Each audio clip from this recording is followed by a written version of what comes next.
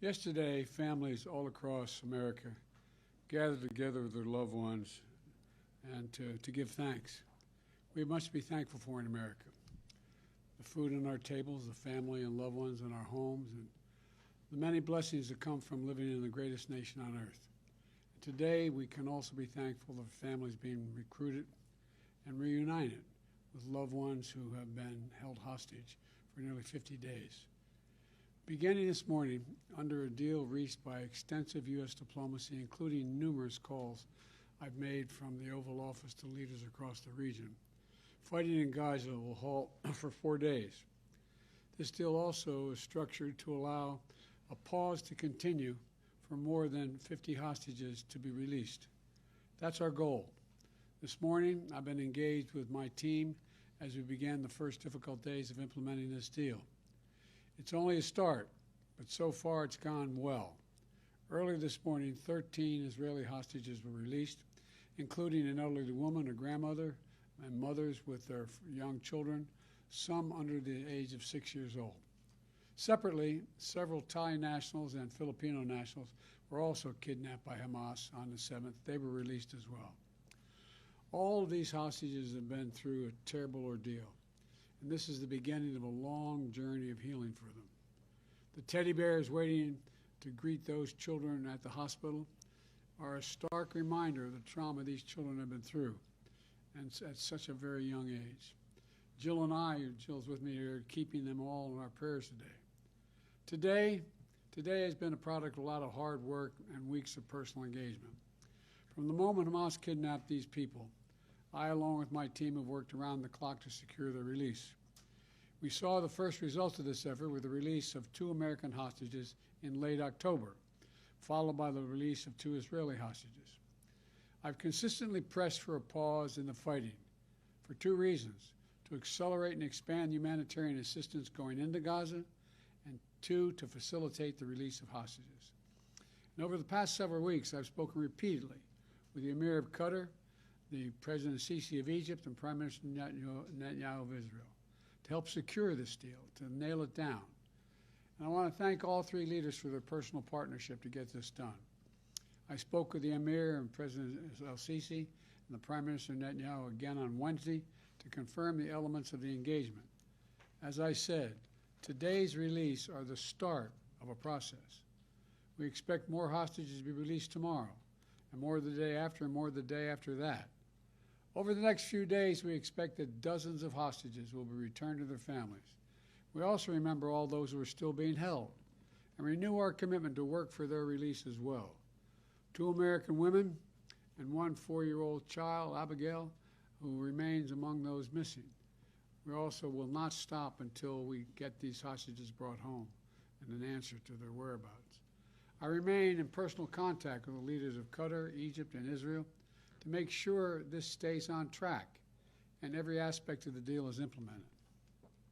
You know, this extended pause in the fighting brings a critical opportunity to deliver much-needed food, medicine, water, and fuel to the civilians in Gaza, and we are not wasting 1 single minute.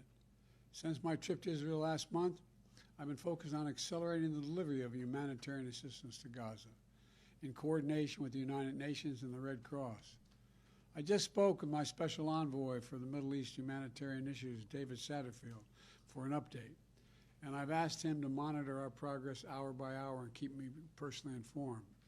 From the beginning, we put in place mechanisms to prevent Hamas from diverting these supplies, and we're continuing that effort to make sure aid gets to the people who need it. More than 200 trucks arrived at the crossing point in Egypt into Gaza today. These trucks carry food and medicine, as well as fuel and cooking gas.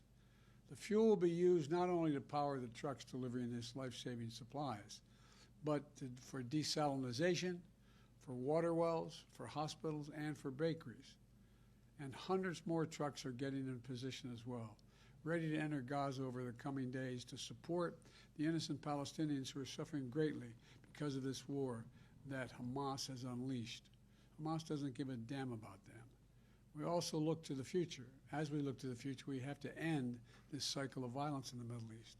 We need to renew our resolve to pursue this 2-state solution where Israelis and Palestinians can one day live side by side in a two-state solution with equal measure of freedom and dignity. 2 states for 2 peoples.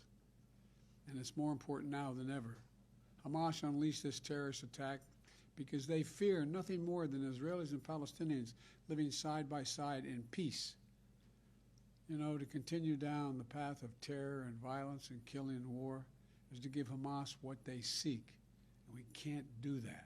So today, let's continue to be thankful for all the families who are now and those who will soon be brought together again. And I want to once again thank the Emir of Qatar, President Sisi of Egypt, and Prime Minister Netanyahu for their partnership to make what we've done so far possible, and for their continued leadership as we all keep working to implement this deal. And over the coming days, I'll remain engaged with leaders throughout the Middle East as we all work together to build a better future for the region, a future where this kind of violence is unthinkable, a future where all children in the region, every child, Jewish, Muslim, Christian, Israeli, Palestinian, Arab, grow up knowing only peace. That's what we do. We're waiting now. Just a matter of, I thought maybe even as soon as by the time I got here. But in the next hour or so, we'll know what the second wave of releases are. And I'm hopeful that it's as we anticipate. So thank you all for listening. I'll take a few questions. Mr. President, when will the first American hostages be released, since none were included today? We don't know when that will occur, but we expect it to occur. And we don't know what the list of all the hostages are and when they'll be released, but we know the numbers that are going to be released. So it's my hope and expectation will be soon. And of the 10 Americans that are unaccounted for, do you know all of their conditions? Are they all alive? We don't know all their conditions.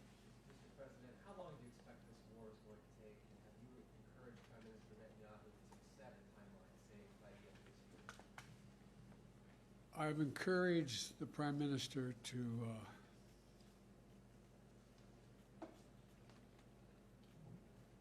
focus on trying to reduce the number of casualties while he is attempting to eliminate Hamas, which is a legitimate objective he has. That's a difficult task, and I don't know how long it will take. My expectation and hope is that as we move forward, the rest of the Arab world and the region is also putting pressure on all sides to slow this down, to bring this to an end as quickly as we can. Mr. President, what do are you the trust chances of Hamas this to uphold truce to be everything? extended by a few days or more? I think the chances are real.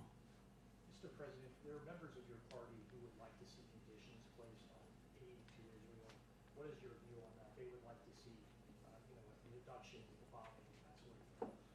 Well, I think that's a worthwhile thought, but I don't think if I started off with that, we'd ever gotten to where we are today.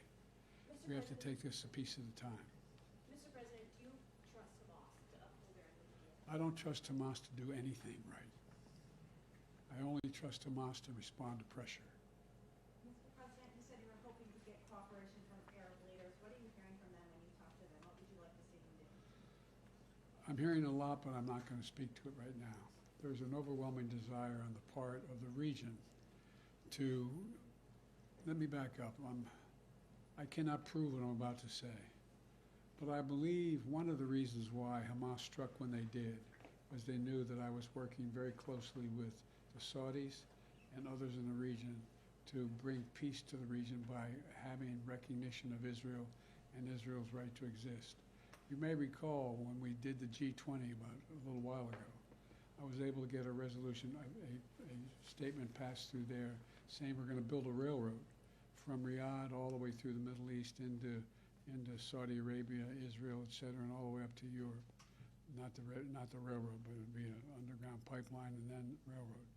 The whole idea is there's overwhelming interest, and I think most Arab nations know it, in coordinating with one another to change the dynamic in their region for longer-term peace.